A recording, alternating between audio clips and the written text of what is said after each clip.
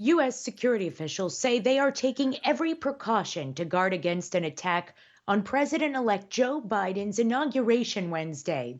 As preparations for the day continue, the FBI is screening thousands of the National Guard members assigned to Washington, D.C. to provide security for the event. As the AP's Ed Donahue reports, there is heightened tension leading up to the inauguration. Following the deadly riot at the Capitol, this terrorism investigation is hitting close to home. John Hudak is senior fellow at the Brookings Institution. We're talking about online chatter. We're talking about the dark web. We're talking about efforts to commit violence against the United States and its institutions and to assassinate members of the government. Hudak says there's no difference between supporters of President Trump and Al-Qaeda and ISIS. They're domestic terrorists, and they are not going to hang up their guns in their ammo vests on January 20th. More than 20,000 National Guard troops are being dispatched across the Capitol to bolster security. Ed Donahue, Washington. The inaugural site is currently encircled in tall fencing topped with concertina wire. A Russian court on Monday sentenced opposition leader Alexei Navalny to 30 days in a Moscow prison over parole violations. Jailing the politician sets the stage for a later trial that could send the Kremlin's most vocal critic to prison for several years. The court ruling came less than a day after Navalny was detained upon arrival of his flight from Germany to a Moscow airport. He returned home for the first time after a poisoning attack in Siberia last August. Navalny insists Russia's security services, with backing from longtime President Vladimir Putin, were behind the assassination attempt.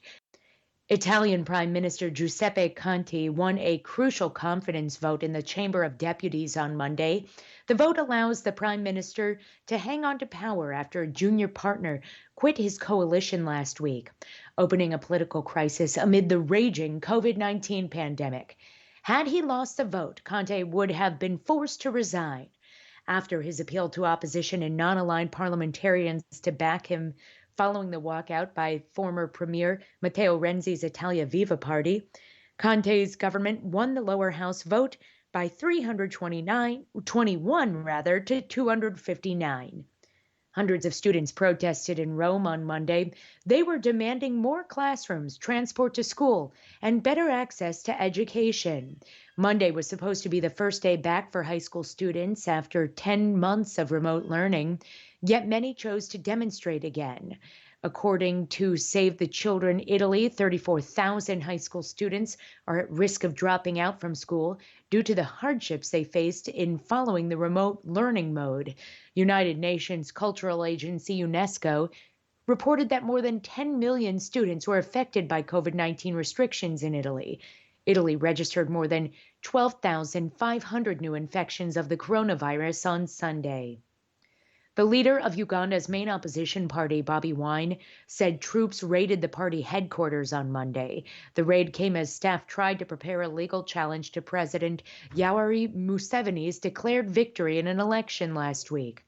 Wine is under house arrest himself. He added that his party leaders are now on the run and told Reuters, quote, "Everybody is being pursued." A police spokesman said the National Unity Platform office had been cordoned off for security reasons, but he gave no more details. Wine later said on Twitter that the U.S. ambassador to Uganda was sent away from his gate after she tried to visit him. Guatemalan forces used tear gas and batons Monday to break up a group of Honduran migrants near the border who were hoping to travel to the United States. Roughly 2,000 migrants had camped out at a roadblock for nearly 2 days.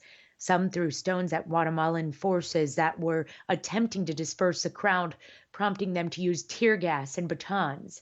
Some Hondurans have reportedly agreed to be bussed back across the border, diminishing the original group of nearly 8,000. Migrants say they are fleeing lawlessness and poverty as the pandemic and 2 hurricanes in November ravished the already impoverished country.